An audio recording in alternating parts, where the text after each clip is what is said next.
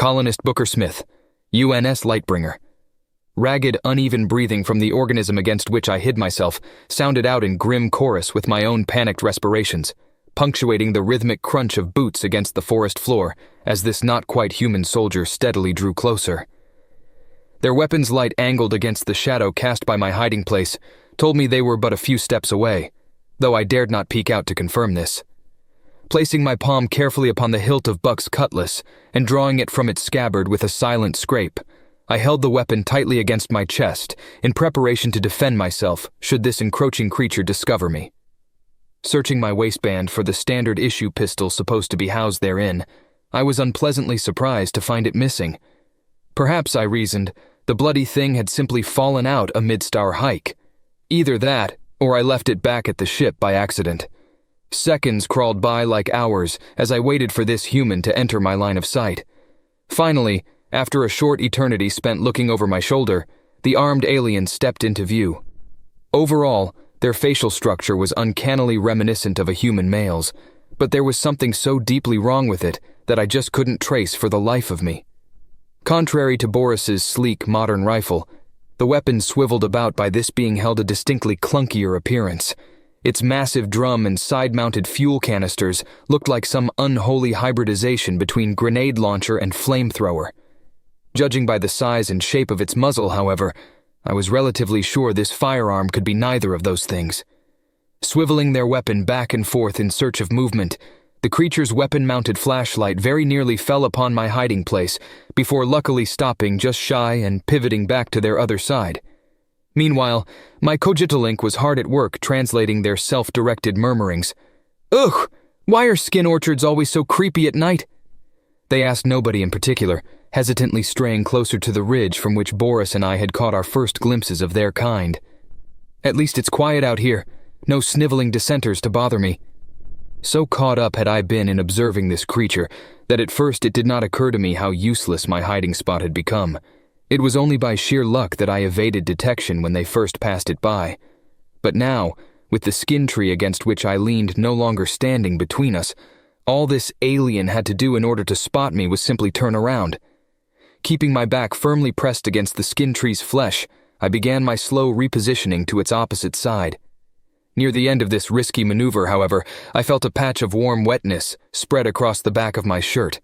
I didn't have to look down to know what it was. Blood.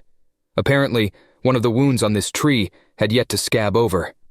It gasped. "Who goes there?" the alien soldier shouted. Slivers of white light peeked out on either side of the flesh trunk behind which I hid, indicating to me that their torch was now directly trained upon it. "Show me your roots if you'd like to keep them." Roots. Confusing as this threat was, I could at least understand the meaning behind it. That being said, compliance with this demand seemed rather foolish given that they were ordered by their superior to shoot on sight. Fear's shadowy claws clasped repeatedly around my heart like a stress ball, rendering me frozen in place as this soldier slowly drew closer, the squelching of his boots against the muddy ground progressively gaining volume until he stood just on the skin tree's other side. Contemplating hurriedly whether to risk running away or simply surrender, soon enough I settled upon the latter option. As I opened my mouth to voice this intention, however, I found the words instantly drowned out by a trio of gunshots. "I'm over here, dumbass," Boris shouted to the alien in their own language, turning on his rifle-mounted flashlight and aiming it directly toward our assailant. "Now drop your weapon before I drop you."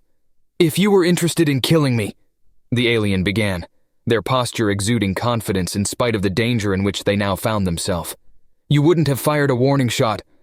I'd prefer to take you alive, and you'd rather keep your damn gun. One of us isn't getting what we want here.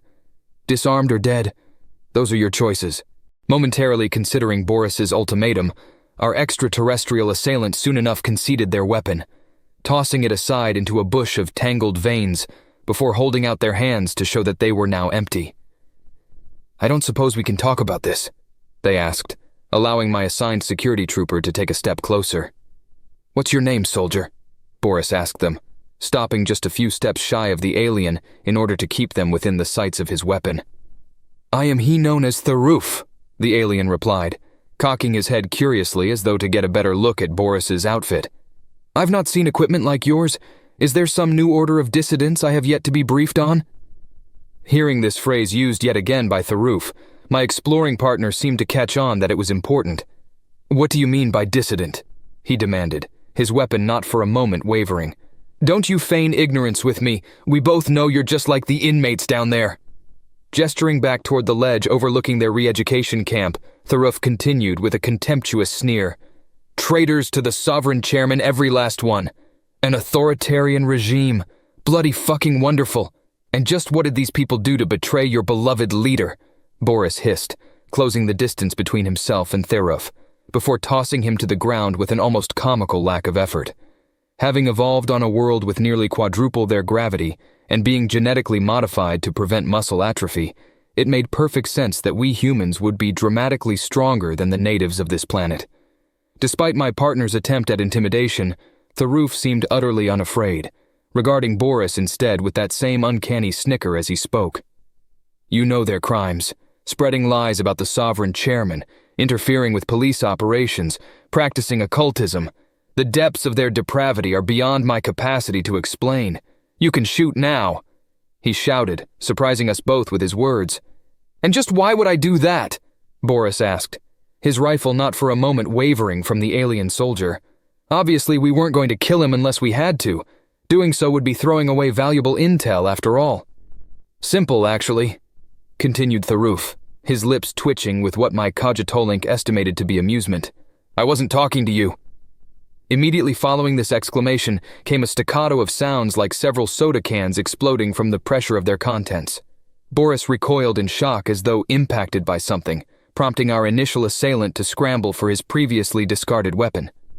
It was only after the two other figures emerged with their rifles trained upon my partner that I finally put two and two together that those noises were gunshots.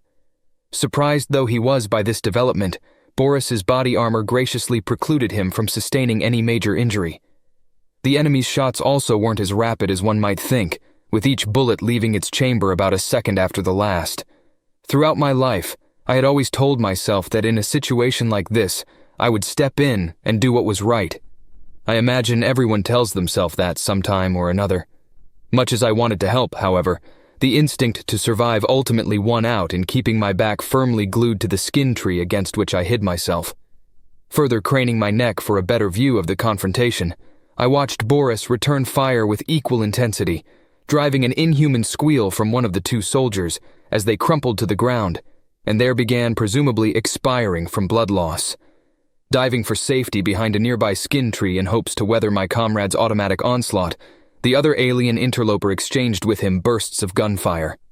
Their living cover wheezed in agony amidst the unyielding hail of bullets, sufficiently distracting my fellow human from Tharuf, and thereby allowing the alien to retrieve his rifle.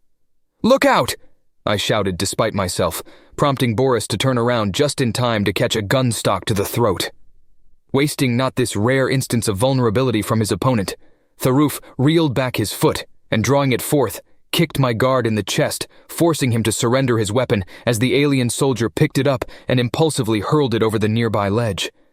With the attack's surprise factor having worn off on him, Boris was quick in returning to his feet.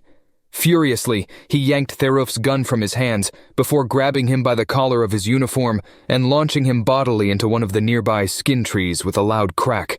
Evidently taking note of Boris's disarmed state, the remaining interloper leapt from cover and began unloading upon him with shot after useless shot, each one bouncing off of his body armor and clattering harmlessly to the forest floor.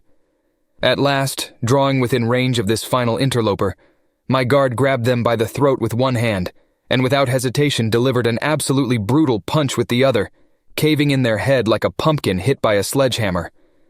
Tharuf gasped as he watched his comrade gurgle helplessly within Boris's grasp before finally succumbing to their injuries, leaving him as the last alien standing.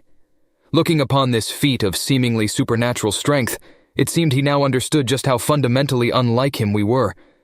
Desperately fumbling with a holster formerly hidden at his side, the remaining alien drew forth a bulky pistol similar in its design to his rifle, and with it took aim toward my comrade's head. Click sang the gun's trigger as Boris charged toward its master. At first I assumed Tharuf's sidearm had simply jammed, that it wouldn't be firing at all. However, 3 seconds after he compressed his trigger came the second similar sound of him releasing it, followed shortly thereafter by a loud bang and the sound of my fellow human's faceplate shattering. I like to believe Boris died quickly, and to be fair, it wasn't a belief without merit. Crimson blood glittered in the torchlight of a discarded alien rifle as his body twitched for a second or two before falling still. My Grim was quick to confirm his demise, informing me of his total brain death after a mere minute of deliberation. Tharuf, meanwhile, took this opportunity to get a closer look at the body. "What are you?" he whispered to the corpse as though expecting an answer. Carefully stepping closer to Boris's empty vessel, Tharuf knelt down and gently removed the helm covering up what remained of my ally's face. "Is that red stuff supposed to be its sap?" At last, finding within myself the courage to act, I slowly circled the alien until his back was facing me, before finally making my move, creeping forth towards Tharuf and reaching around to level Buck's cutlass against his throat. "Give me the gun," I demanded bluntly. Okay. Tharuf whimpered, offering up no resistance as I pried the pistol from his grasp and holstered it at my waistband. For a moment, I contemplated killing him anyway to avenge the colonist he felled. That idea was quickly discarded, however, in favor of a more pragmatic approach. "You're coming with me." "Wait," pleaded the soldier, remaining motionless for fear of the blade held to his neck. "I'm no longer a threat to you. Just let me go and I won't tell a soul about what happened here." "Oh, you won't be doing that anyway. Now move," I growled, forcing Tharuf to stand up before pressing his own gun to the back of his head and with it nudging him forth towards the ship from which we remnants of humankind had arrived. Sheer curiosity soon enough overwhelmed my caution amidst our journey, prompting me against all better judgment to proceed with questioning this alien as we walked. "What exactly are you?" I asked him, deciding that to be a good starting point from which to build a new mental database. "Your species. What do you call yourselves?" "So you're not Felix," noted Tharuf, indirectly supplying an answer to my query. "I don't suppose you'd be willing to trade questions with me, would you?" "Shut up and keep walking," I demanded, pressing the barrel of Tharuf's pistol slightly harder against his cranium in a gesture allowing him no further confidence with which to inquire. I wanted Em and John to be with me for the full interrogation, so that we could better develop a comprehensive plan for how to deal with the Felix. Continuing our walk through the woods without much further talk, I maintained a careful lookout for any potential threats. There were 5 total soldiers who had split up to search the area, and I could only account for 3 of them at that time. Hopefully, if the remaining 2 showed up, I would be able to keep them occupied by holding their comrade hostage until my fellow colonists arrived to help me. Assuming, of course, that these soldiers didn't kill them too. Having yet to receive any more messages of brain death, however, I doubted it. Loud chewing noises filled the metallic forest air, quickly drawing my steps to a halt as I looked around the area for their source. The sound of flesh being wolfed down by some unknown creature triggered anew those primal traumas embedded within my very genes, momentarily anesthetizing my logical mind amidst the panicked search for its source. Wrapping my hand around Tharuf's mouth to prevent him from sabotaging my stealth, I crept carefully through the blood vessel brush in an effort to maintain my beeline path back toward the Lightbringer. It wasn't until I stood a mere few dozens meters away from it that I finally discovered the noise's source. Central to a nearby clearing stood a single thick skin tree with pale, almost porcelain flesh, and hanging from its branches were a collection of throbbing fruits more reminiscent of human hearts than anything. The tree was covered in deep claw marks which seemed to go all the way to the bone, and I didn't have to look far to find the creature responsible. Standing on all fours like a gorilla at the skin tree's base, it reached up with one muscular arm and plucked from a branch of the beating hearts, before drawing the morbid morsel into its elongated, almost cervine maw, coated already in blood from a previous meal. Covering its entire body like armor were hard plates of rough brown material reminiscent of tree bark. "What the hell is that thing?" I hissed to my alien friend, momentarily taking my hand off of his mouth so as to facilitate a non-muffled reply. "It's just a bark reacher," shrugged Tharuf, regarding the entity with nary a mote of concern. "They're just carnivores, completely harmless so long as you're not made of flesh," he quipped, sounding rather amused with himself. "Stop fucking with me." Confusion flashed across the alien soldier's eyes upon my aggressive response, as though he hadn't been expecting such a reaction in response to, "They eat flesh." "I'm being serious," he whispered back, evidently less afraid of alerting the bark reacher and more of angering me. "Their noses are only attuned to the scent of blood," On the clearing's far side, a large patch of vein brush rustled aside loudly, alerting the bark reacher immediately to the pair of figures who stepped out. John was covered neck down in a film of viscous orange liquid. When we first left the ship, his face had been concealed by a visor similar to Boris's. Here, however, the man's mug was on full display. Em, meanwhile, looked relatively unharmed, though she did have her gun drawn as though in preparation to shoot. To tell the truth, I'm not fully sure how I had expected the bark reacher to react. Alien as it was, however, the creature was still an animal. Perhaps an intelligent one, given the curiosity with which it regarded the two humans. But an animal nonetheless, quick to turn tail and run the moment John fired a shot into the ground. "I'm over here!" I called out to them, deciding it best to provide a warning before stepping forth, lest I startle the man with the deadly weapon.